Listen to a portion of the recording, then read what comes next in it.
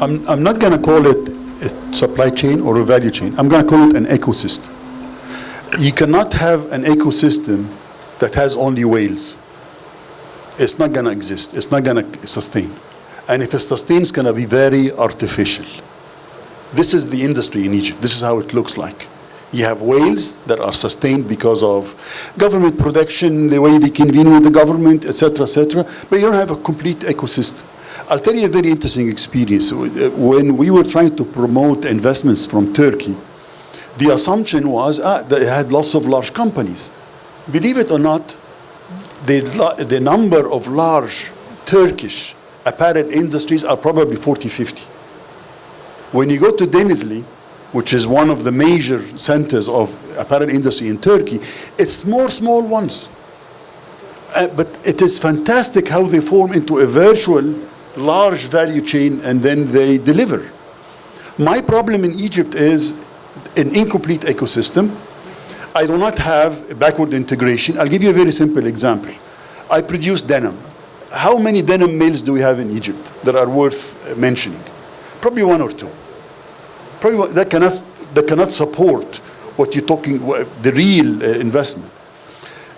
When you talk about the size, the capacity of the QIZ, I think a bearing capacity of the system as is like 1.5 billion maximum. We're never going to exceed this unless you do structural changes. And structural changes requires that you go back and you think about the upstream that you're talking about. What we tend to do assembly operations for straight products that requires low skills. This is terrible. You really have to start thinking in terms of agility. Agility means that if I have my textile mill here, I could produce to Europe in a matter of weeks. Nobody can beat that. I'm flexible. Exactly, nobody can beat that, but it requires backward integration. Now, of course, along this, there is a human factor, which is the capital, human capital, the knowledge. So again, it's an ecosystem that is not complete. And I don't think anybody has just sat down and thought about it from a strategic point of view. You do a mapping, what's missing, where do I need, what type of people do I need to encourage to come? I could tell you about the QIZ, for example, interesting. One of the areas that are not explored is man-made fiber. Cotton-based are 15%. When you go to man-made fiber, it jumps to 30. Now, why in hell I'm not taking this advantage? Because it's a different capability. It's a different technology, it's a different type of people, etc., and we have never took this step. Now, interestingly enough, when you look at the other side in Israel, for example, one of their small companies is called Nilit. Nilit, they actually provide nylon-based or sort of man-made fiber, which is the basis, could be the basis of the 30%. So I'm showing you how an insufficient knowledge capacity in the whole system is handicapping you. I'll give you another interesting example. Linen. Linen is 7 or 8% or 9%, something like that. Now you put a simple embroidery on it and it jumps to 15. Now why am I not doing this? Because when you start putting embroidery, you go away from your basic to a branded or to high-end, and that's not what we are structured for.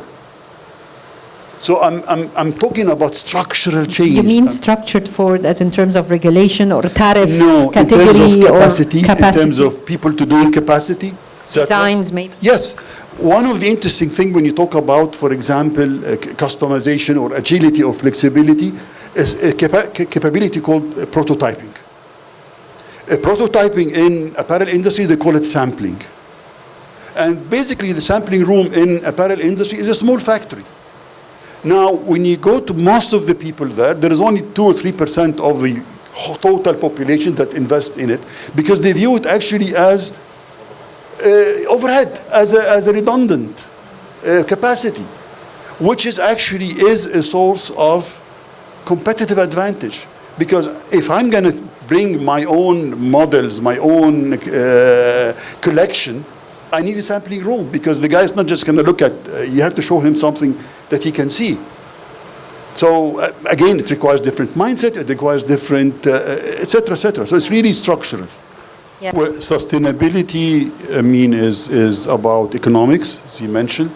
It's about environmental. It's about social. But the overarching is governance. Well, governance is an ecosystem issue again. I mean, I hate using, maybe I've stretched the use of ecosystem. But it's really about governance. The problems, most of the problems in developing countries is about governance. So I stop at this.